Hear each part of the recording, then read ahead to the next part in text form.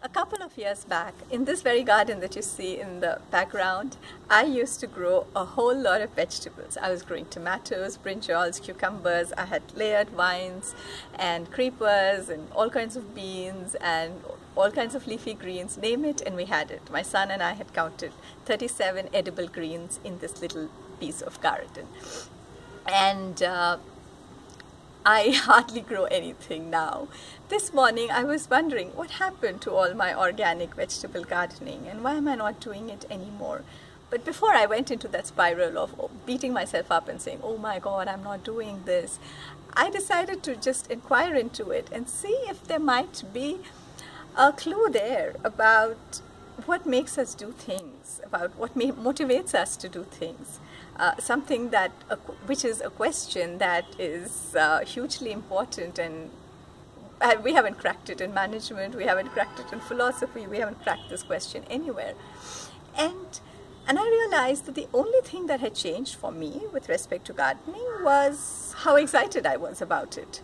So when I was really excited about growing my own vegetables, I didn't know anything, but I went and I took courses. I attended a workshop, I learned, I spent the resources, the money, I roped in help as was needed. My son got excited, and together we were growing vegetables for over a year. We were very interested in doing that. Does the knowledge that I gained in that time, do I still have it? Yes, I still have the know-how. Do I have the resources? I still have the resources, but I'm not doing it. Do I have the time? Technically, I still have the time, but I'm spending that time on doing other things.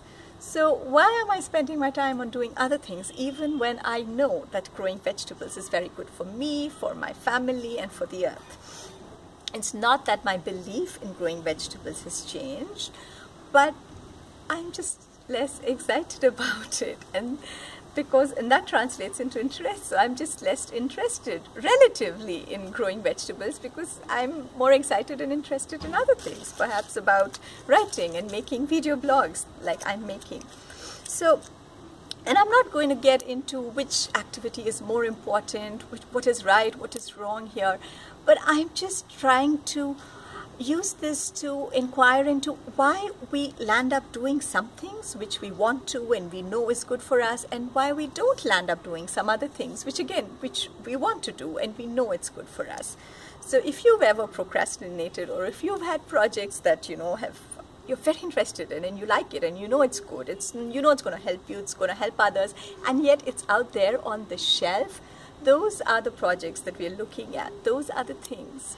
So what is it that is beyond just knowing how to do it, and beyond just having the resources to do it, that you also need in order to bring excellent productivity to yourself when you're engaged in some work? And that's where I'm talking about the interest quotient, IQ, the new IQ, and excitement quotient, the new EQ.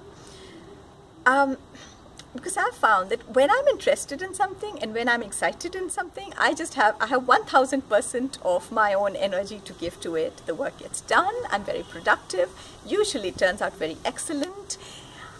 If I don't know how to do it, I go out of my way to learn and do it. So bringing this back to management now, how can we use and how can we cultivate IQ or EQ, and IQ meaning interest quotient and EQ meaning excitement quotient?